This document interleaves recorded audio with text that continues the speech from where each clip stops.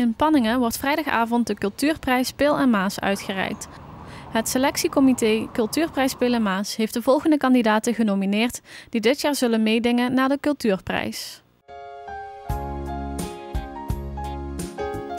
De eerste genomineerde is Marijke Gijssen. Marijke Gijssen is een creatieve duizendpoot. Als tekstschrijver van zowel liedjes als gedichten en als artiest laat ze veel kanten van zichzelf zien.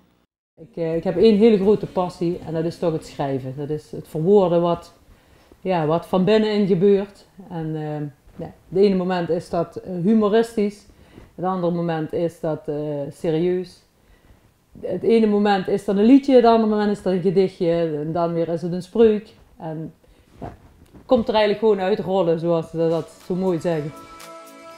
Genomineerde nummer 2 is Omroep PNM.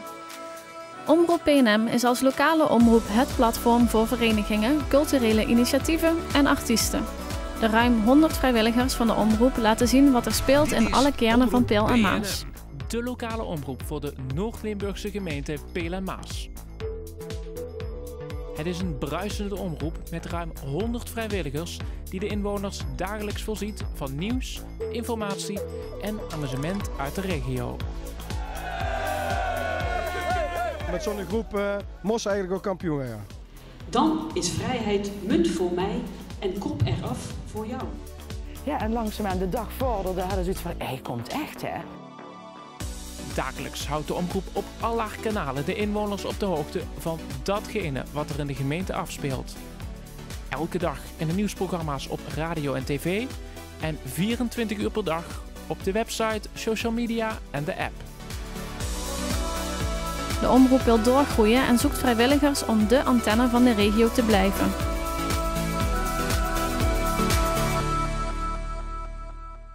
Rockband New Age is de derde genomineerde. Een groep jonge, enthousiaste muzikanten die het heerlijk vindt om zich in de muziek uit te leven en het publiek te vermaken.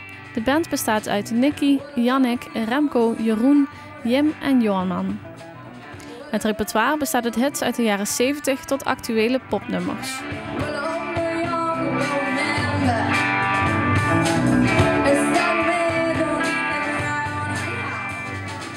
Genomineerde 4, Stichting Cultuurpodia Peel en Maas, werd in 2002 opgericht als Stichting Openluchttheater Shakespeare. In 2013 werd de naam en doelstelling gewijzigd in Stichting Cultuurpodia Peel en Maas.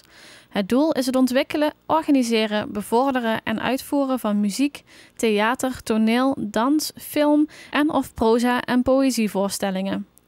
De Stichting Cultuurpodia bestaat uit 8 afdelingen. Regelmatig vinden er voorstellingen en optredens plaats die door de stichting worden georganiseerd.